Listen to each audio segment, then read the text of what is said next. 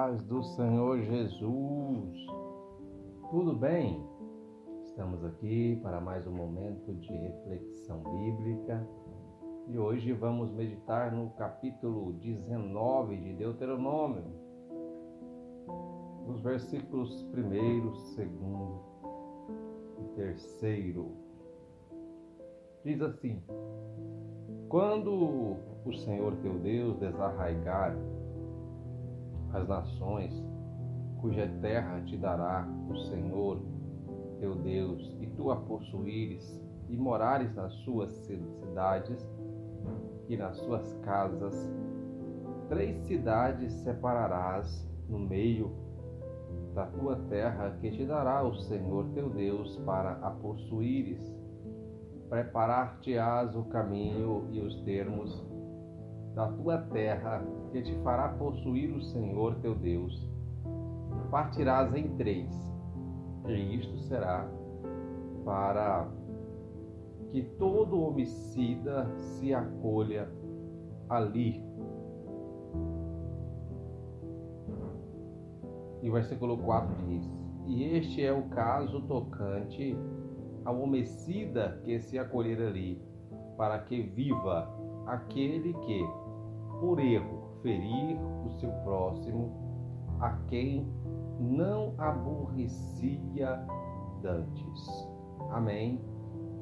Então, meus queridos, chegamos no capítulo 19 e este capítulo ele trata de 2 assuntos importantes para a legislação do povo que iria possuir a herança do Senhor. O primeiro é este que acabei de ler-lhes, esta porção da Escritura que mostra o Senhor estabelecendo as cidades refúgios, que eram os locais para onde as pessoas que cometiam algum tipo de homicídio pudessem ir para aquele lugar, para que não fosse morta pelo vingador. E o segundo assunto diz respeito às testemunhas que o Senhor estabeleceu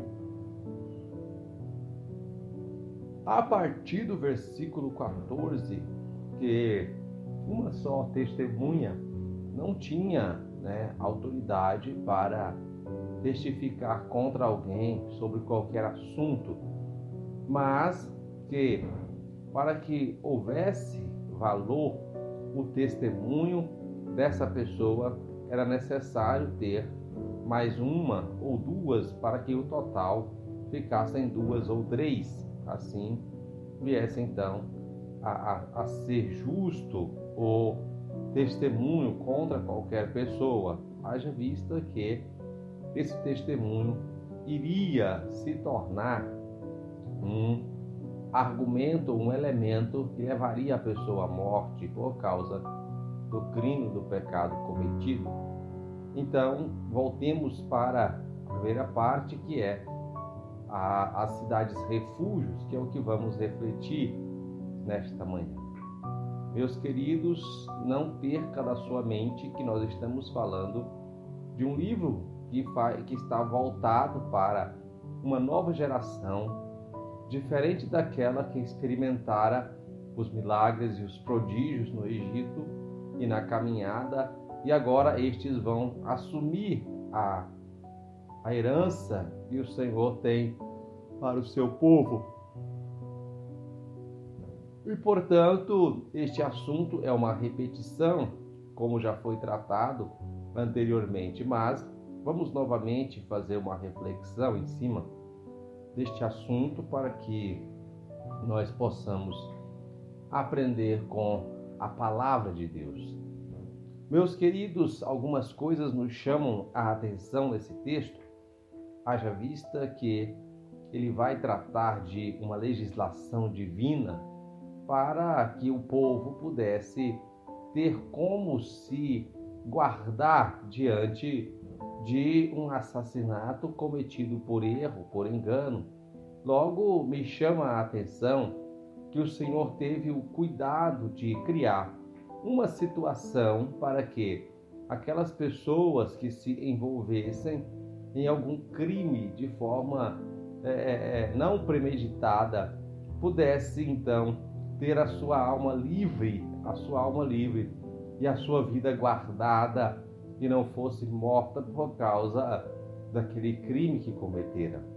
Isso nos mostra que a nossa legislação atual, ela tem de fato uma inspiração nas escrituras sagradas. Eu vejo a Bíblia como uma fonte de inspiração tão profunda que quando a gente começa a estudar a legislação das nações, nós vamos ver que a forma como é organizada, o conteúdo reflete o que nós vemos na palavra de Deus, mostrando que a Bíblia de fato é uma fonte de inspiração. E aqui nós viemos para esse capítulo e nós vemos o cuidado do Senhor, que Ele não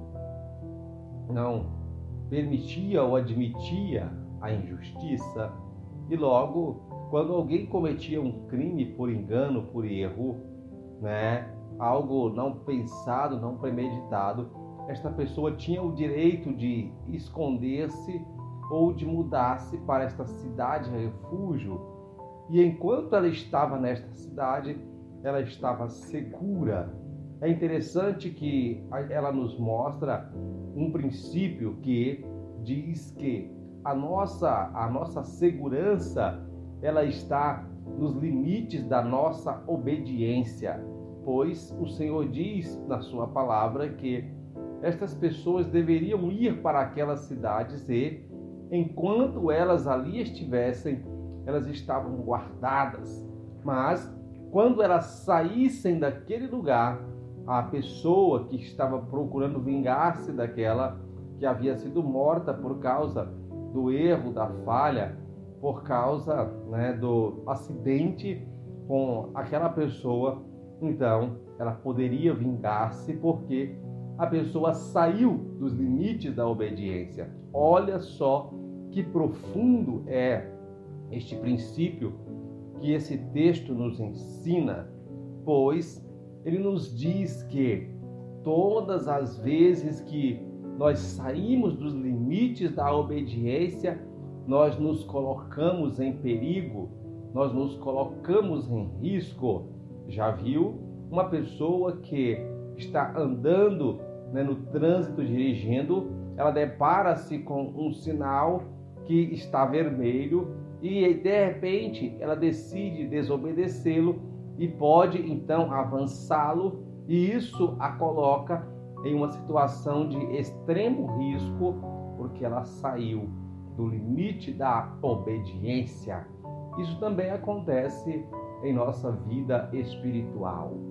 Todas as vezes que nós saímos dos limites da obediência, nós corremos esse risco de colocar a nossa vida espiritual em risco, em perigo. Portanto, que nós possamos, em o nome do Senhor Jesus Cristo, sempre nos manter nos limites da obediência, pois Ele nos coloca em lugar seguro. Que o Senhor possa, em o nome de Jesus, abrir a nossa mente, o nosso entendimento, para que nós possamos sempre ter prazer, alegria, satisfação em viver, obedecendo a sua vontade, pois isso produz vida para a nossa alma.